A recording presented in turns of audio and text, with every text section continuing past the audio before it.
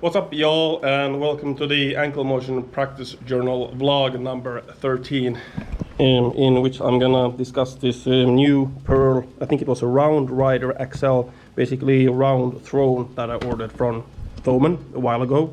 I've been using this for 1 week. A while ago, I made this vlog, about in which I was wondering if I'm like balanced enough on this saddle type seat. And back then I recorded the video basically from here, in which I was sitting on the saddle throne and I was like testing my overall balance. And it felt like I was keeping forward a little bit like too much or like too easily, and that is basically the reason why I ordered this round drum throne. And as I said, I've been using this for 1 week, and even though it doesn't magically fix my balance issues or basically my issues with starting and stopping with the ankle motion, my first impressions is that I think this was a good choice to basically order a round drum throne. I feel a little bit more balanced, and the thing I noticed right away is that when I sit on this throne, basically I feel like I have a little bit more support over here regarding basically around my hamstrings. Because if you think about it, if you take a look at these drum thrones, here in which my quad goes, the legs goes here and here, basically right here it's carved inside, which means that you won't have as much support. And if you take a look at this, normally if this would be a saddle type seat, it will be carved in here and it will be carved in like here. So it feels like I'm a little bit, or it feels like my balance is a little bit more better with this round drum throne. So basically after 1 week of trying out this round drum throne, it feels a little bit better. I want to mention that of course, I'm starting to think that you don't need to have your full body weight supported on the throne. You can have a little bit of weight, of course, on the pedals. So some of you commented on I think it was the previous video, or the video where I discussed about the drum throne. Some of you commented the pedals should take a little bit of the weight of the leg, and I totally agree with that. But yeah, as I said, basically sitting on this round drum throne and sit a little bit more further back, basically I can feel in the midway of my hamstrings I'm getting a little bit more leg support. And of course now when I lift up my legs, when I put my arms basically forward and play like this, I'm feeling a little bit more balanced. Obviously, if I have to reach forward a lot and then put my other hand, then I will start keeping forward. But I don't see that as an issue. As long as basically I'm feeling a little bit more supported, I feel a little bit more balanced, and I like it.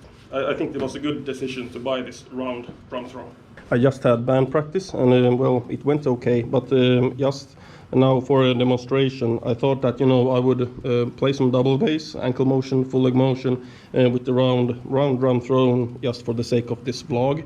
And as I said, I've been using the round drum throne for a week, so this won't be my genuine reaction.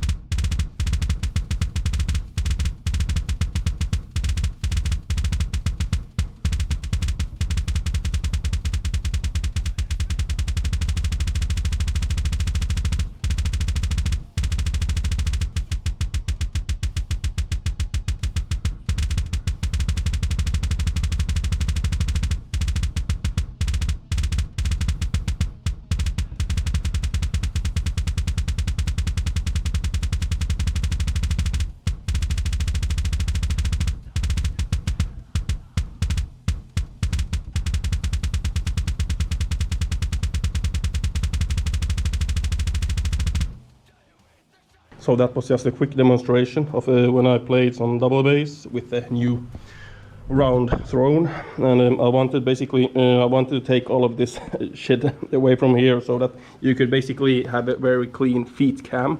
And obviously, you know, like playing double bass like only with your feet like that, it doesn't like showcase a real life scenario. Obviously, you know, I'm using my hands also to hit the chinas and everything else.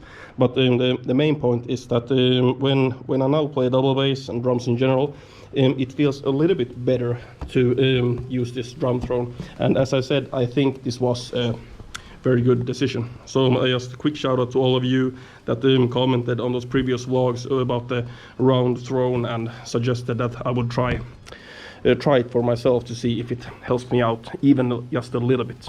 There's one thing that I want to address. You know, when I started to make these vlogs, I wanted to, you know, like basically vlog my progress with the ankle swivel technique. But, you know, then just a while ago, I noticed that I need to basically, I want to improve like the starting and stopping. And basically, I want to improve the control with the ankle motion to be able to start like very relaxed and with good control, like whenever I want. But another issue has come up.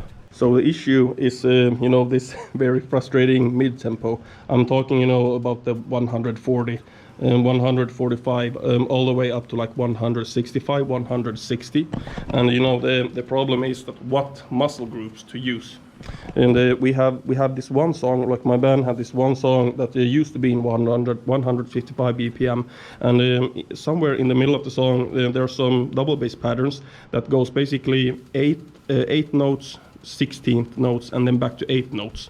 And you know, I used to be able to play that pattern like fine at 150, 155 BPM, basically with the full leg motion.